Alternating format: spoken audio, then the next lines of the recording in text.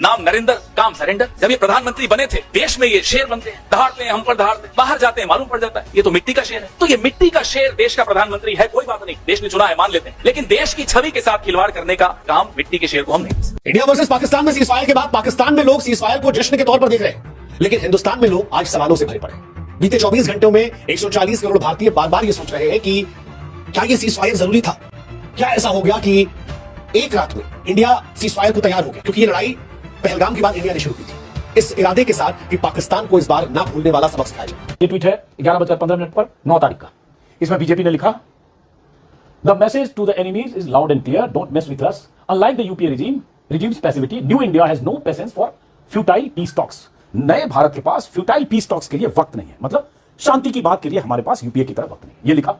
लेकिन उसका शांति का एक तरह से ऐलान हो गया सीजफायर का, तो अब क्या मुंह दिखाना है? पहले तो आप एकदम खुद ही चढ़े हुए थे विमान पर और जाकर पाकिस्तान में बम की बारिश करने वाले थे। तब वही बीजेपी 10 तारीख को लिख रही है 6:40 पर शाम को, जब सीजफायर हो गया, India and Pakistan have agreed to a ceasefire halting all military actions. India reaffirms its commitment to peace and regional stability. अब देख लो, यहां पीस और रीजनल स्टेबिलिटी हो गई और यहां कह रहे हैं कि new India has no patience for futile peace talks. ये बीजेपी का चेहरा है। पाकिस्तान के साथ अचानक सीज फायर से हिंदुस्तान के कई पूर्व सेना अध्यक्ष हैरान। क्या जीत कर भी हार गया हिंदुस्तान? कि शायद हिंदुस्तान ने सीज फायर करने में कुछ जल्दबाजी कर दी, गलती कर दी। हिंदुस्तान इसे जीत की तरह नहीं कह सकता और पाकिस्तान इसका जश्न मना रहा है। वहां पर आतिशबाजियां हो रही है, ऐसा लग रहा है पाकिस्तान ने कोई जंग जीत ली। ये जो कल सीज फायर की बात हुई, और सीज फायर भी ऐसा जिसमें भारत की तरफ से कोई कंडीशन नहीं रखी गई।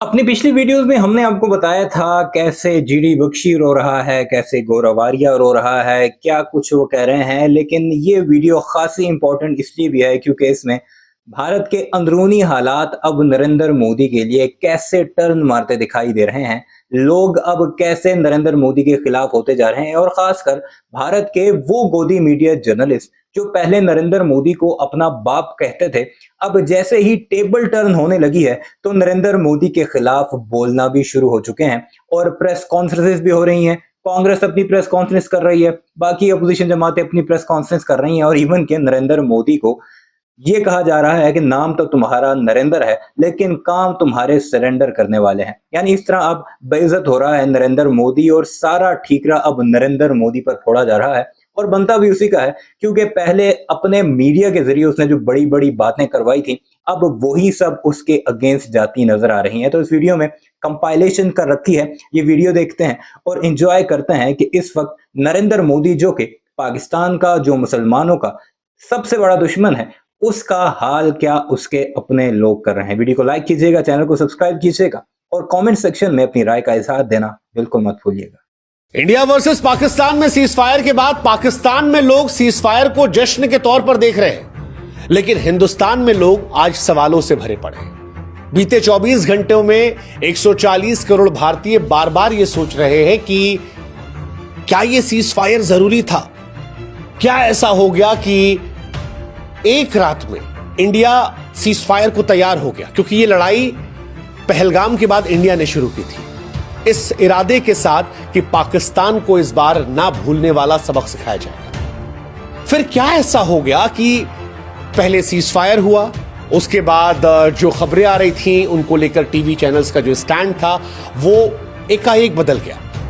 मोदी साहब खामोश है, एक भी ट्वीट नहीं आया उनका, और उन्होंने देश को समझाया था कि लंबी शांति के लिए युद्ध समाधान है।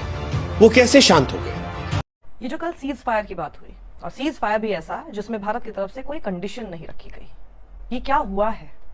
इसको आज मैं एक एक करके आपके सामने लेयर बाय लेयर खोलने की कोशिश करूंगी और उसके बाद आप भी ये सोचने पर मजबूर होंगे कि आखिर हमारे देश के साथ ये हुआ क्या और हमने क्या किया। सबसे पहले आप मुझे बताइए, हमारे देश के प्रधानमंत्री नरेंद्र मोदी की इमेज क्या है? क्या इमेज लगातार सब लोगों के सामने बना के रखी गई, जिस पर दिन भर नोएडा चैनल्स चीख कर हर तरह की डिबेट सिर्फ उसी बात को सही साबित करने पर करते रहते हैं। 2 पॉइंट्स हैं, नेशनल सिक्योरिटी के लिए बहुत अहम है नरेंद्र मोदी। सुना है ना आपने, वो पुराने जमाने से चलता आ रहा है, काश मोदी पीएम होते। जब भी कोई इस तरह की आपदा क्राइसिस में देश आया, हमेशा ये बोला गया, जब वो देश के प्रधानमंत्री नहीं थे, जब सीएम थे गुजरात के, तब से काश मोदी पीएम होते, ये नैरेटिव चलाया गया। क्योंकि लगातार नरेंद्र मोदी बोलते हुए नजर आए, ये लव लेटर लिखना बंद करो पाकिस्तान को, पाकिस्तान को उसी की भाषा में मुंह तोड़ जवाब देना होगा। एक स्ट्रांग इमेज, स्ट्रांग लीडर की इमेज। दूसरा, विश्व गुरु। विश्व में हमारा डंका बज रहा है, विश्व में मोदी का डंका बज रहा है। अब ये समझ में आ रहा है कि विश्व में नहीं, ये सिर्फ नोएडा चैनल, गोदी मीडिया पर इनका डंका बज रहा है। सिर्फ टाइम्स नाउ, रिपब्लिक भारत जैसे चैनलों पर इनका डंका बजता हुआ दिखाई दे रहा है। क्योंकि सीज फायर अगर किया गया, कोई कंडीशन के साथ क्यों नहीं किया? हम अगर सीज फायर के लिए माने तो कोई कंडीशन के साथ क्यों नहीं माने? इसके साथ ही मैं आपको ये रिआइटरेट करना चाहती हूं, India has always been a peaceful country. शांति बनाने को लेकर, शांति स्थापित करने को लेकर हमेशा भारत खड़ा रहा है। लेकिन भारत ने हमेशा अपनी एक पॉलिसी कि हम कभी भी पहला अटैक, पहला मूव नहीं लेंगे, लेकिन हम चुप भी नहीं रहेंगे अगर हमें रिटेलिएट करना पड़े, क्योंकि कोई अगर हमारे ऊपर इस तरह से आंख उठाएगा। भारत जवाबी कार्रवाई में चुप नहीं रहेगा, लेकिन पहला कदम नहीं उठाएगा। और सब जानते हैं, पूरा विश्व जानता है कि भारत ने यह शुरुआत नहीं की थी।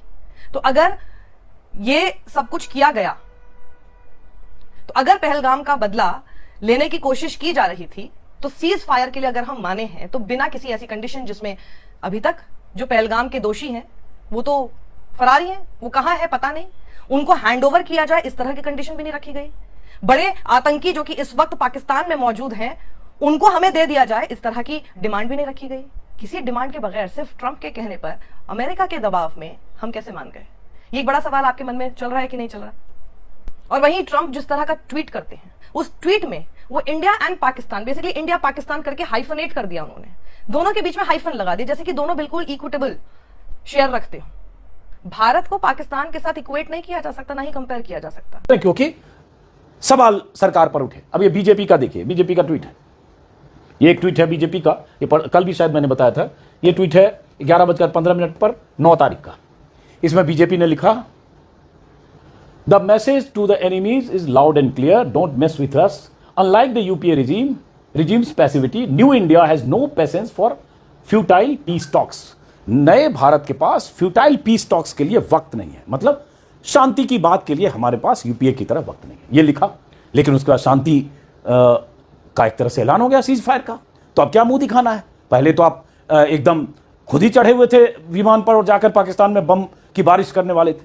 तब वही बीजेपी 10 तारीख को लिख रही है 6:40 पर शाम को, जब सीज फायर हो गया, India and Pakistan have agreed to a cease fire halting all military actions. India reaffirms its commitment to peace and regional stability.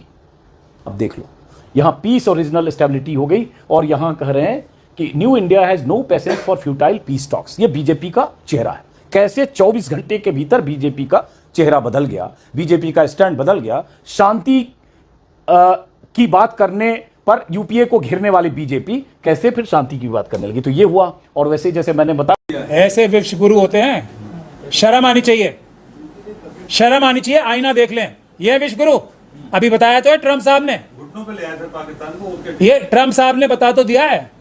इन्हें पता ही नहीं था मेरे ख्याल से कम पहले अनाउंस ही कर देते। इतनी इजाजत तो ले लेते ट्रंप साहब से कि मैं अनाउंस कर दूं। चाइना और पाकिस्तान को, दोनों को हम साथ देख लेंगे। हमारा प्रधानमंत्री अच्छा होना चाहिए। कितना अच्छा चाहिए, पाकिस्तान घुटने पे ला दिया है। ये मजाक मत करो आप मुझे।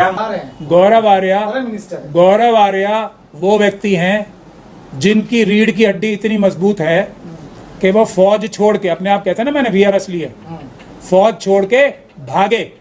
इतने बहादुर व्यक्ति हैं वो। और गौरव आर्या के ऊपर मेरा सीधा सीधा इल्जाम है, वही काम जो भारत की सेनाओं ने किया था ना, इतना इम्पॉसिबल टास्क चाइना और पाकिस्तान को एक साथ हराने का, उसकी जो क्रेडिबिलिटी है कम करने के लिए गौरव आर्या जैसे व्यक्ति ने यह बोला था। और अपने आप को फौजी बता के, एक्स फौजी बता के भारत का, क्या ब्रह्मोस जो आईएनएस विक्रांत को और कराची पे हमला करने की बातें कर रहा था, ये गौरव आर्या साहब हैं। ऐसे व्यक्ति को मैं सिर्फ एक ही बात बोल सकता हूं कि जब इन्वेस्टिगेशन प्रॉपर होगी तो इनके तार पाकिस्तान और चाइना से मिले हुए प्राप्त होंगे। पाकिस्तान के साथ अचानक सीज फायर से हिंदुस्तान के कई पूर्व सेना अध्यक्ष हैरान, क्या जीत कर भी हार गया हिंदुस्तान? यह सवाल इसलिए क्योंकि पूर्व सेना अध्यक्ष जो कह रहे हैं वो ऐसा महसूस करवा रहा है कि शायद हिंदुस्तान ने सीज फायर करने में कुछ जल्दबाजी कर दी, गलती कर दी। हिंदुस्तान इसे जीत की तरह नहीं कह सकता और पाकिस्तान इसका जश्न मना रहा है। वहां पर आतिशबाजियां हो रही हैं। ऐसा लग रहा है पाकिस्तान ने कोई जंग जीत ली हो, बल्कि नुकसान उसका ज्यादा हुआ है। सीज फायर के लिए पाकिस्तान ज्यादा बेताब होना चाहिए। हिंदुस्तान तो पाकिस्तान को मार रहा था, पाकिस्तान का एयर डिफेंस सिस्टम भी तबाह कर दिया था लाहौर में। हमारा एयर डिफेंस सिस्टम तो बिल्कुल सही काम कर रहा था। पहले 15 शहरों पर हुए हमले को बचाया, फिर 26 शहरों पर हुए टारगेट को बचाया। तो हम तो आगे थे, फिर हमने सीज फायर क्यों किया?